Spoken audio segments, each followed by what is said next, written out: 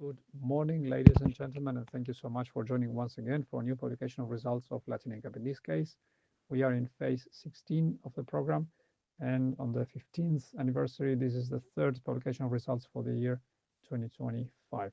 Thank you so much for joining us once again, and as usual, we begin the publication with our video.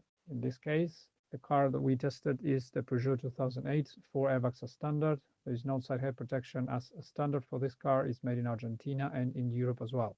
The result of the Peugeot 2008 is 1 star. The missing side head protection, also the brown chest in the frontal crash for the driver, explain the result of this vehicle. We are now watching a real speed frontal crash and now slow motion frontal crash. The structure was rated as unstable, a borderline case of instability, but that actually explains the limited protection for the driver, the weak protection in the chest of the driver, despite the passenger has good and adequate protection in general with some marginal parts in the knees. When it comes to the child occupant protection, both of them are rearward facing, following global best practices using the standard ISOFIX connectors of the car, ISOFIX anchorages, and following the practices or what it has to be. It actually looks like a standard decision from car manufacturers to put the children rearward facing, both of them in the frontal crash and side crash protection, offering clear benefits. We are now moving to side impact test with real speed. And now slow motion. The vehicle offers standard side body airbags, and those actually help and prevent injuries in the adult occupant, offering full protection for the adult on the side and also for the child occupant protections on the side, with a good performance of the child seats and rearward facing position in this vehicle. As explained, side head protection is not a standard fit in this car, and for that reason the pole impact was not performed for this car, and that actually explains also the low score for the adult occupant protection box. The rear impact, or the whiplash test, for this car showed good protection for the adult neck, which is a good performance comparing some other competitors of the same segment.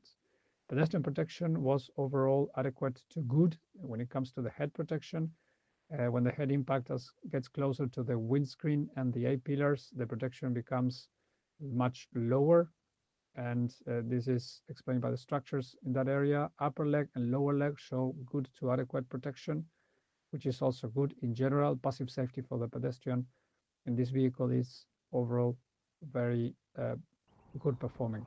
When it comes to ESC is a standard feature in this car. It's a standard equipment. The ESC worked well in the regular test, and when it comes to the moose scenarios, in both moose scenarios also the vehicle offered high speed, good performance in general. As a summary, this car, the Peugeot 2008, was rated with 1 star. The explanation of this is that the adult occupant box is responsible for the low score.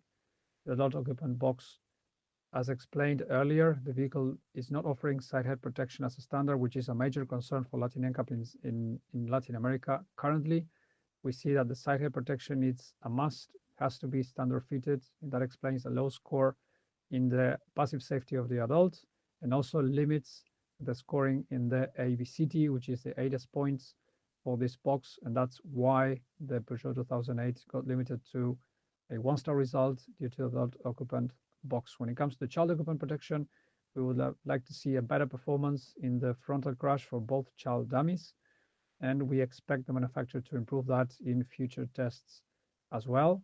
When it comes to installation of the child seat and the lack of the disconnection of the passenger airbag for the passenger seat also explained part of the low score, as well also as the geometrics of the seat belts.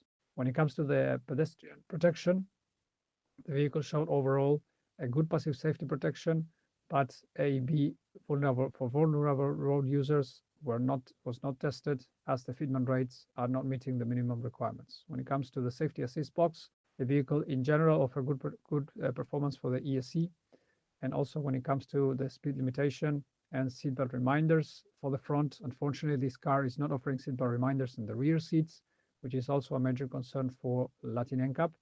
And on top of that, the ADAS technologies, which are fitted in this car as optional, are not meeting the minimum amount and minimum level of sales in the markets to justify or allow the manufacturers to score points on these technologies as well. Having said that, that's the presentation of results, third presentation of results for 2025. We thank you so much for your support.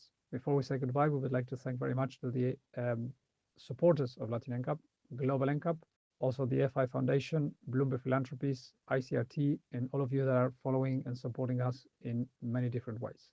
Thank you so much, and we see you in the next time. Bye-bye.